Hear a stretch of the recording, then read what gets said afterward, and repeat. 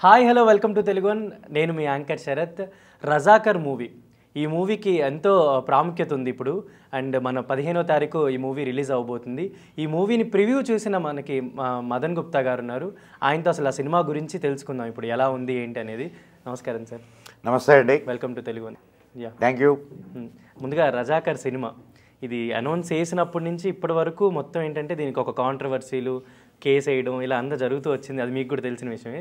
మీరు ఇప్పుడు రేపు రిలీజ్ అవుతుంది, మీరు ప్రివ్యూ చూశారు. సో ఎలా అనిపించింది? ముందుగా మొట్టమొదట let me introduce my self.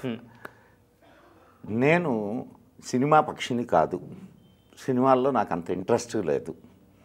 అయితే ఇంట్రెస్ట్ లేదంటే అసలు లేదని కాదు, సినిమా వాళ్ళతోటి టచ్ ఉన్నది. బాపు గారు మా గురువు గారు. సో మంచి సినిమాలు అయితే తప్పకుండా చూస్తాను. అంతేగాని రివ్యూ ఇవ్వడము అనే ఇది కూడా నాకు తెలియదు, ఎట్లా ఇవ్వాలో కూడా తెలియదు. కానీ సినిమా చూసిన తర్వాత నా అభిప్రాయాలను మాత్రం పంచుకోవడానికి నేను ఇక్కడికి వచ్చాను. ఇది అండ్ చరిత్ర మీద నాకు కొంత అవగాహన, అధ్యయనం రెండూ ఉన్నాయి. అది కూడా ఈ రజాకార్ సినిమాని నేను విశ్లేషించడానికి ఒక ప్రాతిపదికగా ఉపయోగపడింది. అసలు మొదట నేను వెళ్ళేటప్పుడు అంటే పోయినసారి ఎలక్షన్స్ జరిగినప్పుడు ఈ సినిమా రిలీజ్ అవుద్ది అని అనుకున్నారు. కానీ దాని వెనక రాజకీయ కారణాలను లేకపోతే ఏదో విషయం తెలియదు, కానీ లేట్ అయింది. నేను అనుకున్న కారణం ఏంటంటే, ఇప్పుడు ఆయన గూడూరు నారాయణ రెడ్డి గారు కానీ అండ్ డైరెక్టర్ యాట సత్యనారాయణ గారిని వీళ్ళు ఎవరు నేను అంటే పెద్దగా వినలేదు, వాళ్ళని గురించి నాకు తెలియదు. నేను నా అభిప్రాయం ప్రత్యేకంగా ఏం పెద్ద సినిమా ఉంటుందిలే, ఏదో రాజకీయం కోసం తీసినట్లున్నారు ఇది. సో ఇంతకుముందు కొన్ని రాజకీయపరమైన సినిమాలు వచ్చినాయి కదా, అట్లా తీసుంటారు. పెద్ద మనం దీన్ని ఊహించుకొని పోవాల్సిన అవసరం లేదు. ఆయన పిలిచారు కాబట్టి పోదాము, చూద్దాం ఎలా ఉందా అనేది. కానీ నా అభిప్రాయం పూర్తిగా తప్పనేది సినిమా నిరూపించింది. చాలా చక్కటి కథాకథనం, చాలా స్క్రీన్ ప్లే కూడా చాలా చక్కగా రాసుకున్నారు. ఒక్క మాట నేను చెప్పగలను, చరిత్ర గురించి అంటే ఈ రజాకార్ల మూమెంట్ వీటిని గురించి, తెలంగాణ చరిత్ర గురించి తెలిసినటువంటి వాళ్ళు ఈ సినిమాని ఖచ్చితంగా ఎంజాయ్ చేస్తారు. ఎందుకనంటే ప్రతి ఇన్సిడెంట్ చాలా యాప్ట్గా, అంటే జరిగిన ఇన్సిడెంట్ని డాక్యుమెంటెడ్ ఎవిడెన్సెస్ ఏవైతే ఉన్నాయో ఆ ఇన్సిడెంట్స్ని తీసుకొని సీన్ని బిల్డప్ చేశారు, నంబర్ 1.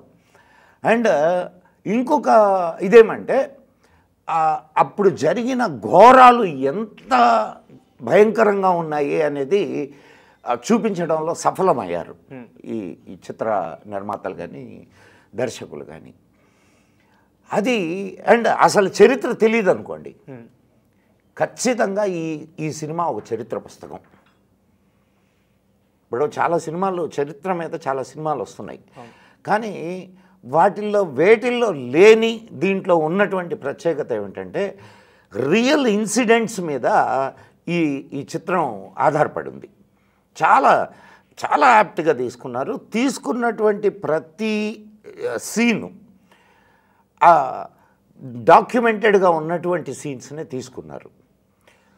తర్వాత రెండవది ఫోటోగ్రఫీ కూడా చాలా బాగా చేశారు. ఎక్కడ అంటే ఏదో సినిమా చేస్తున్నాం పోతున్నాం అన్న ఇది కాకుండా చాలా చక్కటి ఫోటోగ్రఫీ. పోతే నటులు అల్టిమేట్ అండి. అసలు రజాకార్ కాసిం రజ్వీ పాత్ర వేసిన వాడైతే వాళ్ళ పేర్లు కూడా తెలియదు నాకు, లెట్ మీ బీ ఫ్రాంక్. అసలు ఎంత రియల్గా నటించాడంటే అంత రియల్గా నటించాడు. ఒకవేళ కాసిం రజ్వీ కానీ అంటే వాడి క్రూరత్వం, వాళ్ళ హావభావాలు ఇవన్నీ కూడా చాలా చాలా యాప్ట్గా కాసిం రజ్వీ పాత్ర కానీ, తర్వాత వాళ్ళు యాక్టర్స్ని ఎన్నుకున్నటువంటి విధానం కూడా చాలా దగ్గరగా, ఆ పోలికలకు దగ్గరగా ఉండేటటువంటి వాళ్ళని చూస్ చేసుకున్నారు. అది ఇంకొక మంచి ఇది. ఇప్పుడు పటేల్ కానీ, పటేల్ గారిని, సర్దార్ పటేల్ గారిని, మన నిజాం నవాబ్ని, వీళ్ళందరినీ కూడా చాలా. ఇంకొక ఇది చెప్తాను. నేను హైదరాబాద్ వచ్చినటువంటి కొత్తలో, అంటే కొత్త ఏం కాదు కానీ అప్పటికి కొన్నేళ్ళు అయింది. అప్పుడు నేను కోటిలో మన పవార్ గారిని కలిశాను. ఆయన ఎవరయ్యా అంటే నిజాం కారు మీద బాంబు వేసిన ఆయన. ఓకే. నారాయణరావు పవార్. ఆయన ఆ జరిగిన ఇన్సిడెంట్ అంతా చెప్పాడు నాకు, మేము కూర్చొని మాట్లాడుతుంటే. అదే ఇన్సిడెంట్ నేను నిన్న సినిమాలో చూశాను. నాకు ఆ సినిమాలో చూస్తున్నంతసేపు నాకు ఆయనతో కూర్చొని మాట్లాడుతున్నటువంటి ఇదంతా గుర్తొచ్చి, అంటే నారాయణరావు పవార్ నా ముందు కూర్చొని మాట్లాడుతున్నట్టు ఉన్నదన్నమాట. అసలు ఒక్కొక్క సీన్ అండి మీకు లోపల రగిలిపోద్ది. ఎంత ఉద్వేగంగా ఉంటుందంటే తగలబెట్టేస్తారు డైరెక్ట్గా. అండ్ చంటి బిడ్డల్ని రాళ్లకేసి కొట్టడం, అసలు అంత భయంకరమైనటువంటి ఇది జరిగిందా అనేది, అసలు ఇంత భయంకరంగా కూడా జరుగుద్దా అనేది మనకు సినిమాలో చాలా అక్యురేట్గా చూపించాడు. నటులు చాలా సహజంగా నటించారు. ఏదో ఇది సినిమా నటిస్తున్నామన్న ఇది కాకుండా ప్రతి క్యారెక్టర్ చాలా చాలా అంటే ఆ పాత్ర ఎంతవరకు అంతవరకు వీళ్ళే ఆ టైంలో ఉన్నారేమో అనిపించారు అనేటట్టుగా నటించారు. చాలా చాలా అద్భుతంగా. నాకు ఒక్క డౌట్ సార్, ఇప్పుడు మామూలుగా మీరు ఇందాక నారాయణ పవార్ గారి గురించి చెప్పారు, అంటే ఇలా చేశారు, బాంబు వేశారు అని. సో అప్పుడు అంటే ఆయనతో మాట్లాడినప్పుడు కానీ మీకు ఏమైనా చెప్పారా ఇంతకుముందు నిజంగా ఇలా జరిగింది? ఆయన స్వయంగా ఆయన చేసిన ఇది ఆ ఇన్సిడెంట్ చెప్పారు నాకు. ఇలాంటి అకృత్యాలు నిజంగానే అప్పుడు జరిగాయని రికార్డెడ్ ఎవిడెన్సెస్ ఉన్నాయి వాటికి.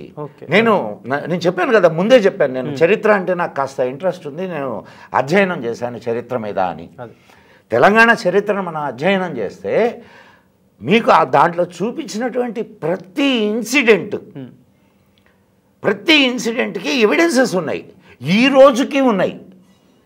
దాంట్లో ఒక ఇన్సిడెంట్ ఉంది, రజాకార్లు ఆడవాళ్ళని బట్టలు ఇప్పించి బతుకమ్మ ఆడిస్తారు. ఆ ఇన్సిడెంట్ను కూడా పెట్టారు. అది ఈ రోజుకి దాని గురించి చెప్పుకుంటారు. ఎంత క్రూరంగా, అసలు మానవత్వం అనేటటువంటిది లేని రాక్షసులు చేసినటువంటి అకృత్యాలన్నింటినీ చాలా బాగా తీశాడు. ఎండింగ్ కూడా ఇప్పుడు ఇక్కడ అన్ని కోణాల నుంచి సినిమాని చూపించాడండి. అంటే ఎవరెవరు రజాకారులని ఎదుర్కొన్నటువంటి వాళ్ళు, ఆ ఎదుర్కొన్నటువంటి శక్తులకు ప్రేరణ ఏమిటి. ఇప్పుడు ఆ సమయంలో ఇక్కడ గ్రంథాలయోద్యమం జరిగింది, భాషా ఉద్యమాలు జరిగినాయి, కవులు కళాకారులు చాలా అద్భుతమైనటువంటి పాత్రను పోషించారు ఇది ఆ సమయంలో. అండ్ కమ్యూనిస్టులు, కాంగ్రెస్ వాళ్ళు, ఆర్య సమాజ్ వాళ్ళు అయితే చాలా విపరీతమైన వర్క్ చేశారు ఆ టైంలో. అందరినీ అంటే వాళ్ళు చేసే అకృత్యాలకు భయపడి ఇది కాకుండా వాళ్ళకు ధైర్యం చెప్తూ వాళ్ళల్లో మళ్ళా చైతన్యాన్ని నింపినటువంటి వాళ్ళు వీళ్ళందరూ, అవన్నీ మనకి ఇక్కడ కనిపిస్తాయి. తిరుగుబాటు చేసినటువంటి వాళ్ళు కనిపిస్తారు, తిరుగుబాటు చేసిన వాళ్ళని ఎంత దారుణంగా చంపారో చూపిస్తారు. వాటన్నిటికీ ఈ రోజుకి ఎవిడెన్సెస్ ఉన్నాయి. వాటిల్నే తీసుకున్నారు, వాళ్ళు ఎక్కడా డీవియేట్ కాల. అంటే ఏదో లేని దాన్ని చూపించి, ఇప్పుడు కొన్ని సీన్స్ ఉన్నాయి, బ్రాహ్మణుల ఈ జంజాలు తెంచేస్తారు. తెంచేసి సిక్క కత్తిరించి వాళ్ళ చేత కల్మా అది ధరించి చేస్తారు కదా, చేస్తారు. మహేష్ చేసినట్టున్నాడు ఆ క్యారెక్టర్. అవును, అవన్నీ చూపిస్తారు. అవన్నీ చూపిస్తూ ఇంకొక గొప్ప విషయం ఏంటంటే, ఆనాడు ఆర్య సమాజ్ వాళ్ళు గర్వాపసిని చేయడం కూడా చూపిస్తారు. ఓకే, చేశారు. ఆర్య సమాజ్ వాళ్ళు చేసినటువంటి వర్క్ అంతా ఇంత కాదు. ముస్లిమ్స్గా అంటే బలవంతంగా ముస్లింలుగా మారినటువంటి వాళ్ళని మళ్ళా గర్వాపసి చేశారు. ఆనాడు చేశారు, ఈనాడు చేస్తున్నారు వాళ్ళు. సో ఇవన్నీ కూడా మనకు ఆ చిత్రంలో కనిపిస్తాయి. ఇకపోతే మ్యూజిక్, అద్భుతమైన మ్యూజిక్, బీమ్స్. ఆ మధ్య ఒక పాట కూడా వచ్చింది, అదొక, కానీ నాకెందుకో ఆ పాట బయట చూస్తే చాలా అద్భుతంగా అనిపించింది, కానీ సినిమాలో నాకు అంత అనిపించలే. బయట చాలా బాగుంది. అండ్ మ్యూజిక్ చాలా, అంటే ప్రతి సీన్కి యాప్ట్ మ్యూజిక్. అండ్ ప్రతి ఒక్కటి అండి, ఏది దాంట్లో మనం ఇది తీసి పెట్టేసి ఉంటే అంటే ఇది ఒకటి బాగాలేదు అని అనుకోవడానికి లేకుండా చిత్రం తీశారు. అయితే నాకు ఒక చిన్న డౌట్ సార్, ఇప్పుడు మామూలుగా రజాకర్ అని టైటిల్ అనౌన్స్ చేయగానే చాలామంది దాని గురించి డిస్కషన్ స్టార్ట్ చేశారు, పొలిటికల్ పరంగా కానీ లీడర్స్ ఉంటుందండి. మీరు ఒక్క విషయం, విలీనం సమయం అది, ఇది భారతదేశంలో మన హైదరాబాద్ సంస్థానం విలీనం చేసినటువంటి కథ అది. మరి పాలిటిక్స్ లేకుండా ఎట్లుంటాయి? ఇప్పుడు ఈ రోజుకి ఇక్కడ రజాకార్ల వారసులు ఉన్నారు కదా, రజాకార్ల వారసులు ఉన్నారు. ఈ రోజుకి అవే రాజకీయాలు ఇంకొక రూపంలో నడుస్తున్నాయి ఇక్కడ. దాన్ని ఇప్పుడు అంటే నా ప్రశ్న ఏంటంటే, ఇప్పుడు రజాకార్ అని పెట్టారు కదా, ఇప్పుడు మామూలుగా మీరు సినిమా చూసారు అంటే నాలాంటి వాళ్ళకి చాలా మందికి తెలియదు అసలు రజాకార్లు అంటే ఎవరు. నిజాం సైన్యం అంటే దాన్ని ఇంకొక రకంగా చెప్పాలి అని అంటే ముస్లిం మత సైన్యం. రజాకార్లు ముస్లిం మత సైన్యం. వాళ్ళు ఇప్పుడు అన్ని సంస్థానాల్లోకి ఇక్కడికి ఉన్నటువంటి కొన్ని సంస్థానాలు ఉన్నాయి. ఆ సంస్థానాల్లో ముస్లింలు, లెటస్ సే కాశ్మీర్లో ముస్లింలు అధిక సంఖ్యలో ఉన్నారు, హిందువులు తక్కువ సంఖ్యలో ఉన్నారు. కానీ రాజు హిందూ, రాజా హరిసింగ్ రాజు హిందూ. కానీ ఇక్కడ హైదరాబాద్ సంస్థానంలో హిందువులు ఎక్కువగా ఉన్నారు, ముస్లింలు తక్కువ, రాజు ముస్లిం.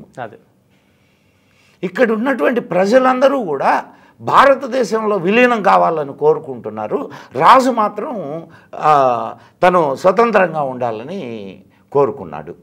అండ్ మీరు ఆలోచించండి, దాంట్లో ఇవన్నీ ఆ సినిమాలో ప్రతి అంశాన్ని తీసుకున్నారు. ఇప్పుడు భారతదేశ చిత్రపటాన్ని కానీ తీసుకుంటే హైదరాబాద్ హార్ట్ స్థానంలో ఉంటుంది. మరి గుండెకాయని తీసుకుపోయి వేరే దాంట్లో పెడితే, ఇప్పుడు గుండెకాయ అండి, హైదరాబాద్ ఈజ్ నథింగ్ బట్ గుండెకాయ భారతదేశానికి. గుండెకాయ లాంటి భారతదేశం వేరే దేశం అయిందనుకోండి, చాలా అల్లకొల్లలు అయిపోతాయి. మొత్తం దేశం అంతా స్ప్రెడ్ అవుతుంది. ఇక్కడ జరిగేటటువంటి ప్రతి విషయం దేశం అంతా స్ప్రెడ్ అవుతుంది. సో దాన్ని నివారించాలి అని అంటే దీన్ని ఖచ్చితంగా కలపాలి. దీనికి అనేక రకాలైన అడ్డంకుల్ని తీసుకొని వచ్చారు నెహ్రూ మహానుభావుడు. అది కూడా చూపించారు. అంటే ఏ రకమైన అడ్డంకిని ఆయన తీసుకొని వచ్చాడు. చివరికి ఆయన విదేశాలకు వెళ్ళిన సమయంలో పటేల్ దీని మీద పోలీస్ చర్య చేశాడు, సైనిక చర్యను తీసుకున్నారు, ఆపరేషన్ పోలో. మీకు చారిత్రక నేను చెప్పాను కదా, చరిత్ర తెలిసిన వాళ్ళకి ఇది ఈ రజాకార్ల చరిత్ర లేకపోతే హైదరాబాద్ సంస్థానం చరిత్ర తెలిసిన వాళ్ళకి ఈ సినిమా బాయ్ ఈ ఇన్సిడెంట్ కరెక్ట్గా తీశాడు రా, ఈ ఇన్సిడెంట్ కరెక్ట్గా తీశాడు రా, ఈ ఇన్సిడెంట్ కరెక్ట్గా తీశాడు అని చెప్తారు. లేదు అసలు మీకు చరిత్రతో సంబంధమే లేదు, కొంత ఇంట్రెస్ట్ ఉండి ఈ సినిమా చూస్తే ఇది ఒక చరిత్ర పుస్తకం మీకు అంతే అంతే. అంటే మీకు ఖచ్చితంగా ప్రతి సీన్లో చాలా భావోద్వేగం మిమ్మల్ని కదిలిస్తుంది లోపల, అసలు ఉడికిపోతారు.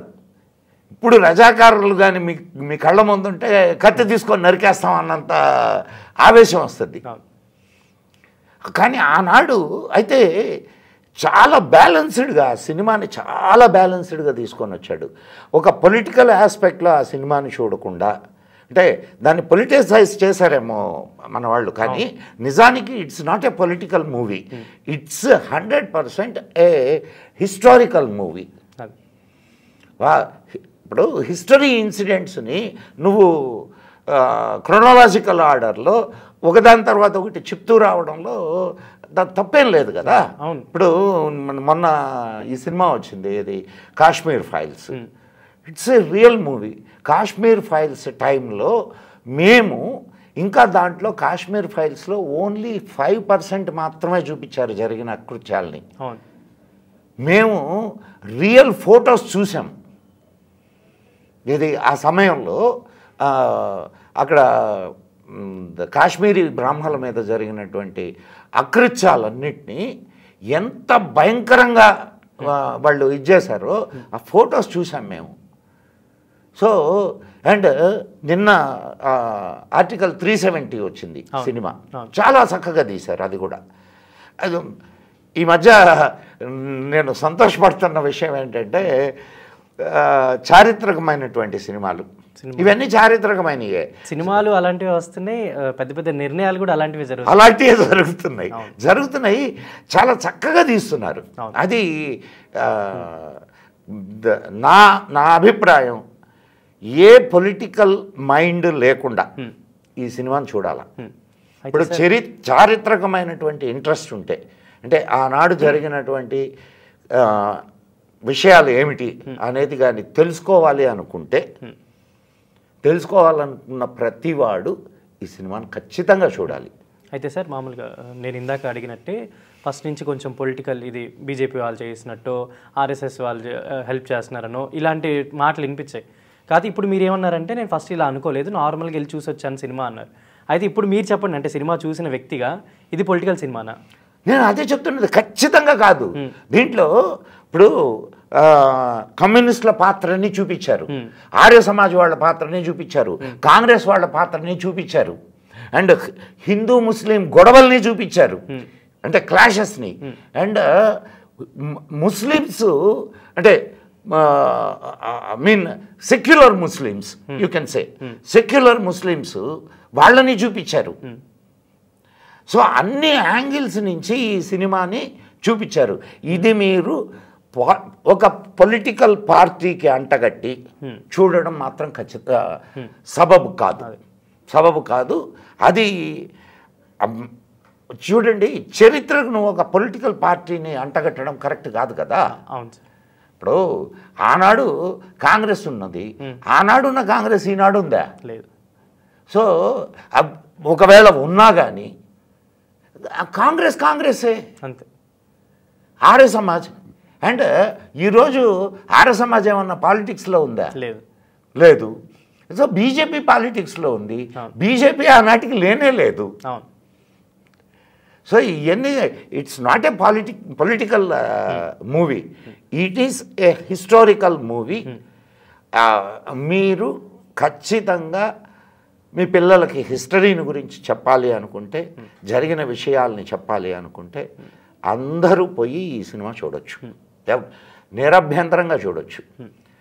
పాలిటిక్స్తో సంబంధం లేకుండా చూడాలి ఈ సినిమాని. సో అయితే ఇప్పుడు వాళ్ళు అంటే కొంతమంది చెప్పినట్లుగా ఇది ఎలక్షన్స్ ముందు కావాలని తీసుకొస్తున్నారు సినిమా అని కూడా కొంతమంది. దీని ఇప్పుడు ఒక చిన్న విషయం శరత్ గారు, ఒకదానికి ఒక రంగు పూసేసాం అంతే. మీరు సినిమా చూడకుండా ఒక జడ్జిమెంట్కి రాకూడదు కదా. నేను నిజంగా చెప్తున్నాను, వాళ్ళు కొత్త డైరెక్టరు, కొత్త ప్రొడ్యూసర్. నేను వాళ్ళ పేర్లు కూడా వినలేదు నిజంగా.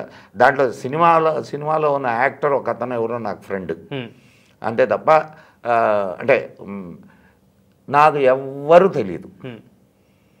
నేను బ్లాంక్ మైండ్తో వెళ్ళా, పైగా ఒక నెగిటివ్ ఒపీనియన్తో వెళ్ళా. మీరు అన్నారు కదా పొలిటికల్, ఒక నెగిటివ్ ఒపీనియన్, అది ఒక నెగిటివ్ ఒపీనియన్తో వెళ్ళా.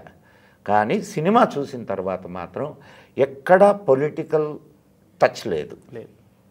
పొలిటికల్ టచ్ అంటే మీరు ఇప్పుడు అక్కడ దాని పరంగా ఇది ఇన్సిడెంట్ పరంగా ఆ పొలిటికల్ టచ్ ఉంటుంది. ఇదేదో ఒకదానికి సపోర్ట్ చేసి ఒకదానికి ఓట్లు వేయమనో లేకపోతే అది కాదు.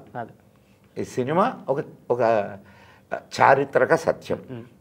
చారిత్రక సత్యాన్ని ఎట్లా తీయాలో అట్లా తీశారు, అంతే తప్ప ఇది ఏ పొలిటికల్ పార్టీకి సంబంధించిన సినిమా కాదు.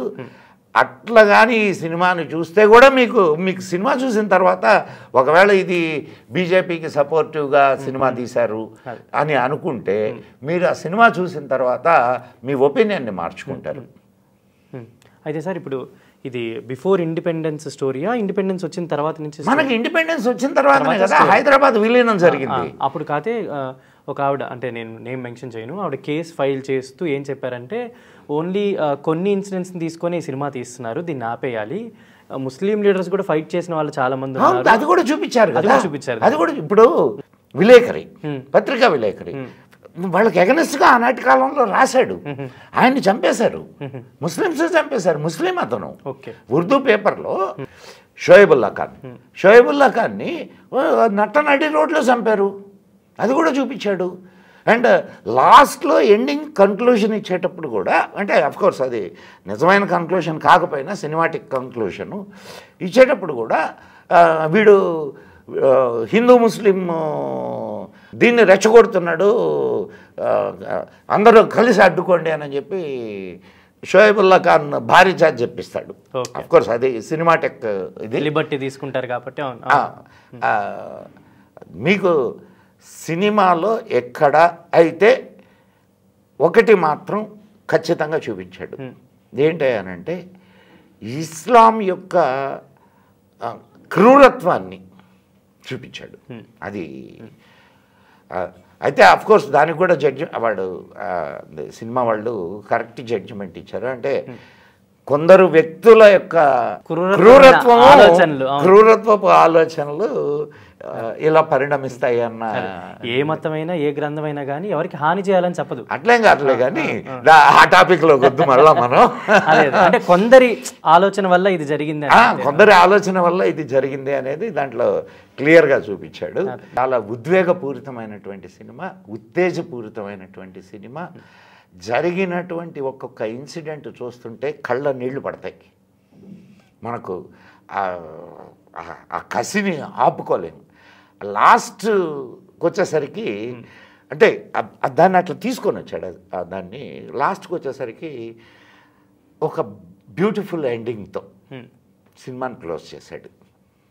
చాలా బాగుంది సినిమా, అందరూ కలిసి చూడాల్సినటువంటి సినిమా. చరిత్ర తెలుసుకోవాలండి, ఎవరైనా చరిత్ర తెలుసుకోవాల్సిందే. ఎందుకనంటే చరిత్ర తెలుసుకోకపోతే నీ భవిష్యత్తు నీకు తెలియదు, అంటే నువ్వు నిర్ణయించుకోలేవు. చరిత్ర నువ్వు తెలుసుకుంటేనే నీ భవిష్యత్తును నువ్వు నిర్ణయించుకోగలవు. చరిత్రలో జరిగిన తప్పులు కానీ, చరిత్రలో జరిగినటువంటి సంఘటనలు కానీ నీ భవిష్యత్తులో పునరావృతం కాకుండా ఉండాలి అని అంటే ఖచ్చితంగా నీకు చరిత్ర తెలియాల. సో ఇది రజాకార్ సినిమా యొక్క నా అభిప్రాయం. చాలా ఆ సినిమా చూసిన తర్వాత నేను చాలా మంచి సినిమాలు వస్తున్నాయి అన్న ఫీలింగ్ లోనే. ఏదో సినిమా తీశారు, ఏదో పొలిటికల్ ఇది అనే ఇది మీకు అస్సలు ఆ సినిమాలో ఎక్కడా కనిపించదు. సినిమాగానే తీశారు. అండ్ చారిత్రక సత్యాల్ని మాత్రం ఖచ్చితమైనటువంటి సిస్టంలో తీశారు. అయితే ఇప్పుడు ఈ సినిమా రావడం వల్ల, అంటే మీరు చెప్పారు కదా ఇంకా వాళ్ళ ఫ్యామిలీస్ వాళ్ళు ఉన్నారు అని అంటున్నారు కాబట్టి, వాళ్ళకి ఏమైనా నొచ్చుకునే ఏమన్నా ఉన్నాయా? నొచ్చుకోవడానికి ఏమన్నా ఎవరు నొచ్చుకుంటారు చెప్పండి? ఎవరు నొచ్చుకుంటారు? జరిగిన సంఘటన ఇది. ఇప్పుడు పట్టలిప్పి బతుకమ్మ ఆడిచ్చినటువంటి సంఘటనలు ఉన్నాయి. ఈ మధ్య దాకా కూడా ఒక ఆమె బతుకుండింది.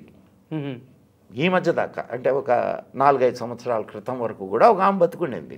ఏది ఆనాడు ఆ సంఘటనలో ఉన్నటువంటి ఆవిడ చూస్తే ఆ రోజు జరిగినటువంటి దమనకాండ ఆమెకు గుర్తొస్తుంది తప్ప, బాధ వేస్తుంది తప్ప, దాన్ని కించపరచడానికో లేకపోతే ఒకరిని కించపరచడానికో లేకపోతే ఇంకొకరిని పైకెత్తడానికో కాదు కదా. అది నేను చెప్పాను కదా, ఇప్పుడు నారాయణరావు పవారు నాతో చెప్పినటువంటి ఇన్సిడెంట్ అది నేను ఆయన ముఖతహా విన్నాను నేను.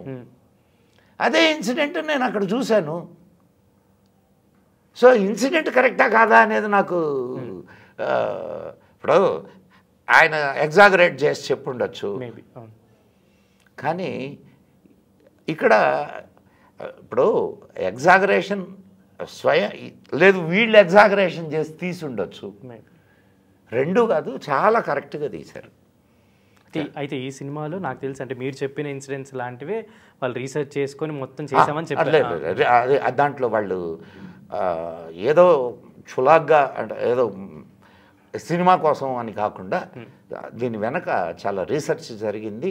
ప్రతి ఇన్సిడెంట్ని వాళ్ళు తీసుకున్న ప్రతి ఇన్సిడెంట్ దానికి డాక్యుమెంటెడ్ ఎవిడెన్సెస్ ఉన్నాయి. ఆ డాక్యుమెంటెడ్ ఎవిడెన్సెస్ బేస్గానే వీళ్ళు చిత్రాన్ని తీయడం జరిగింది. అంతే తప్ప ఏదో ఊరికే ఓ సినిమా కథ రాసుకొని ఇట్లాంటి కథలు చాలా వచ్చినాయి, కానీ వాటికి అంత చారిత్రక ప్రాధాన్యత లేదు. దీనికి ఆ చారిత్రక ప్రాధాన్యం ఉన్నది ఈ సినిమాకి. చారిత్రకంగా సినిమాని చాలా మంచిగా చూపించారు, చాలా బాగా తీశారు. ఇద్దరు దానికి పెట్టుబడి పెట్టిన అసలు ఇటువంటి వాటికి పెట్టుబడి పెట్టాలనంటే ఆలోచిస్తారు. పెట్టుబడి పెట్టినటువంటి గూడూరు నారాయణ రెడ్డి గారు కానీ సత్యనారాయణ గారు కానీ సినిమా డైరెక్టర్ చాలా సాహసం చేశారు అని చెప్పాలా. సాహసం చేశారు. నేను నా అభిప్రాయం ఖచ్చితంగా వాళ్ళు అన్నారు నిన్న 6 భాషల్లో మేము డబ్ చేసామండి అని అన్నారు. ఖచ్చితంగా ఇది సినిమా ప్రపంచంలో ఇదొక చరిత్ర, మైల్ రాయిగా ఖచ్చితంగా అది సృష్టిస్తారు. నా ఫీలింగ్ అది. అఫ్కోర్స్ ఇప్పుడు ప్రజలు దాన్ని ఎట్లా రిసీవ్ చేసుకుంటారు, అండ్ ఆయన లాస్ట్ ఎండింగ్లో కూడా అందరికీ జోహార్ చెప్పాడు. ఏది కమ్యూనిస్ట్ నాయకుల్ని చెబుతూ, కాంగ్రెస్ నాయకుల్ని చెబుతూ, అండ్ ఆర్య సమాజికుల్ని చెబుతూ, ఈ దీనికి విరుద్ధంగా పోరాడినటువంటి నాయకులు ఎవరెవరైతే వాళ్ళందరి పేర్లు తీసుకొని వాళ్ళందరికీ జోహార్ చెప్పాడు. అది కూడా నాకు చాలా బాగా నచ్చింది. ఇప్పుడు ఇక్కడ కమ్యూనిస్టుల్ని మెచ్చుకున్నాడు, కాంగ్రెస్ని మెచ్చుకున్నాడు. ఇది బీజేపీకి ఎట్లా లాభం అవుద్ది చెప్పండి నాకు. కాబట్టి ఇది ఒక పొలిటికల్ అంటే ప్రస్తుత పొలిటికల్ యాంగిల్లో చూడకుండా మీరు కానీ సినిమాని చూస్తే ఖచ్చితంగా మీకు చక్కటి ఒక చారిత్రకమైనటువంటి డాక్యుమెంట్ ఇది. అంతే, ఖచ్చితమైన చారిత్రకమైన హిస్టారికల్ డాక్యుమెంట్ సినిమా. దాన్ని మీరు అట్లానే చూడొచ్చు. అట్లా తీశారు సినిమాని కూడా, బాగా తీశారు. Okay sir, thank you so much అండి మీ అభిప్రాయాన్ని మాకు తెలియజేసినందుకు. Welcome. Thank you. Telugu one ప్రేక్షకులకు మరొక్కసారి ఈ సినిమా అందరూ చూడండి. మన చరిత్ర జరిగినటువంటి సంఘటనల్ని తెలుసుకోవడానికి ప్రయత్నం చేయండి. జై హింద్, జై మా Bharati. Thank you sir, thank you so much.